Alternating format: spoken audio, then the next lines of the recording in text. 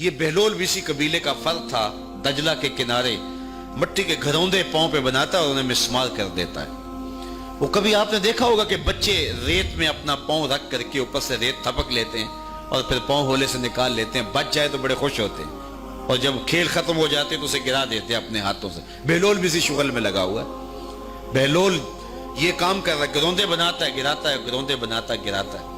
بادشاہ گزرا، پوچھا بہلول کیا کر رہے ہو؟ ہنس کے کہا جنت کے مکان بنا رہا ہوں۔ کہا بیچتے ہو؟ ہاں بیچتا ہوں۔ کتنے کا؟ 10 روپے کا، سیل لگائی ہوئی ہے۔ بادشاہ مسکرا کے گزر گیا، دیوانہ ہے، مجنوں ہے، اپنی موج میں لگا ہے۔ پیچھے سے ملکہ زبیدہ بھی آ رہی تھی، اس نے بھی دیکھا، کہا بہلول کیا کر رہے ہو؟ کہا جنت کے مکان بنا رہا ہوں۔ کہا بیچتے ہو؟ ہاں 10 روپے کا بیچتا ہوں۔ 10 روپے بادشاہوں کے لیے کیا ہوتے ہیں؟ 10 درہم نکالے، اس کو دیا، اس نے دریائے دجلہ میں پھینک دیا۔ فقیر اتنی دیر تک فقیر نہیں بنتا، داتا صاحب فرماتے جب تک مٹی کا ڈھیلا اور سونے کی ڈلی اس کی نظر میں برابر نہیں ہو جاتا۔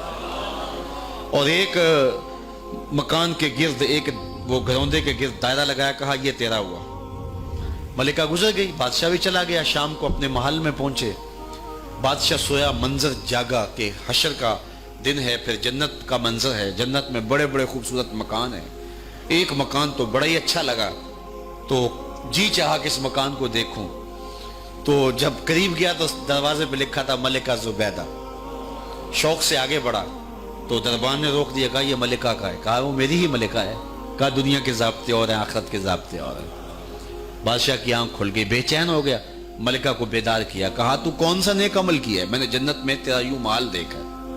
ملکہ کہنے لگی وہی معمول کی نمازیں، وہی سب کچھ، کوئی نیا کام تو میں نے کیا نہیں۔ ہاں یاد آیا، کل گزر رہی تھی، دجلہ کا کنارہ تھا، وہ جسے لوگ مجذوب کہتے ہیں، وہ جو دیوانہ کہلاتا ہے، وہ بہلول، وہ جنت کے محل کہتا تھا، وہ بنا رہا۔ میں نے کہا چلو کوئی بات نہیں، فقیر ہے، 10 روپے کیا ہوتے ہیں؟ تو میں نے 10 روپے کا ایک محل خریدا تھا۔ بادشاہ سر پکڑ کے بیٹھ گیا، وہ تو مجھے بھی کہتا تھا۔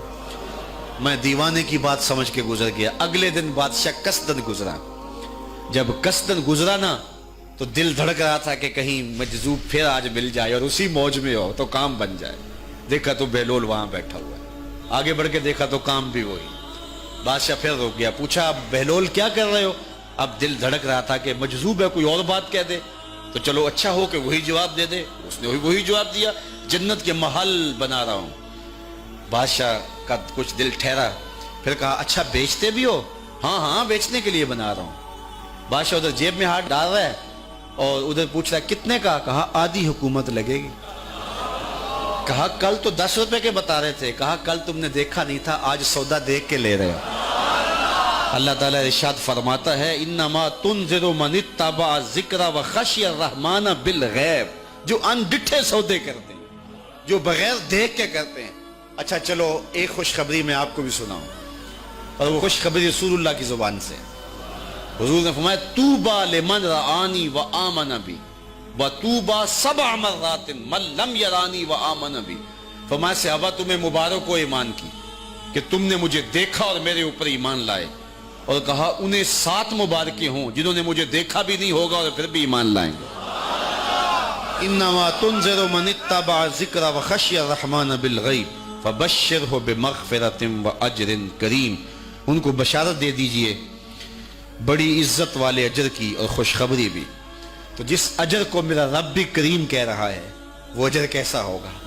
تو یہاں تو لہجہ دم توڑتا ہے اور الفاظ ساتھ نہیں دیتے کہ اجر کریم کی کیا تعریف کریں جس اجر کو میرے رب نے بھی کریم کی صفت سے موصوف کر دیا ہے۔